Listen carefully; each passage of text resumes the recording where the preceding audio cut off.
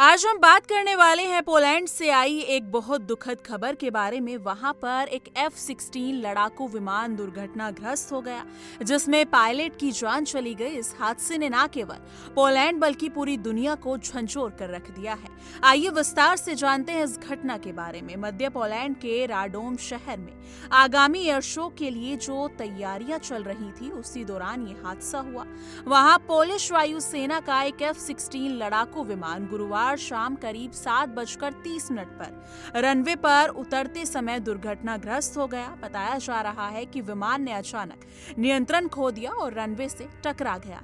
इस दुर्घटना के कारण विमान में जोरदार धमाका हुआ। अफसोस की बात यह है कि इस हादसे में विमान के पायलट मेजर मैसिस्लेव कार्कोवियन की जान चली गई। मेजर मैसिस्लेव कार्कोवियन एक बहुत अनुभवी और बहादुर पायलट थे। वो F-16 टाइगर डेमो टीम के प्रमुख थे। इस टीम का नाम होता है एयर शो में अपने विमान की शानदार उड़ान दिखाना, ताकि देश की वायुसेना की ताकत और तकनीक का प्रदर्शन हो सके। मेजर मैसी ने अपनी बहादुरी और नेतृत्व कौशल से कई एयर शो सफलतापूर्ण पूरे किए। उनकी जान चली जाने पर पोलिश सेना और पूरे देश को गहरा सदमा पहुंचाया है।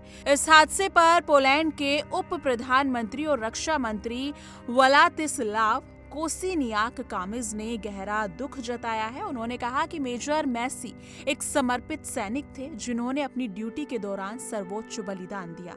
उन्होंने पायलट की बहादुरी और देश के प्रति निस्वार्थ सेवा को याद किया। इसके साथ ही पोलैंड के प्रधानमंत्री डोनाल्ड टस्क ने भी इस दुखद घटना पर शोक प्रकट किया और पायलट के परिवार के प्रति अपनी संवेदनाएं प्रकट की। पोलिश सेना ने यह साफ किया है कि इस हादसे में जमीन पर किसी अन्य व्यक्ति को कोई नुकसान नहीं पहुंचा है। हादसे के बाद बचाव कार्य तुरंत शुरू कर दिए गए थे, लेकिन पायलट को बचाया नहीं जा सका।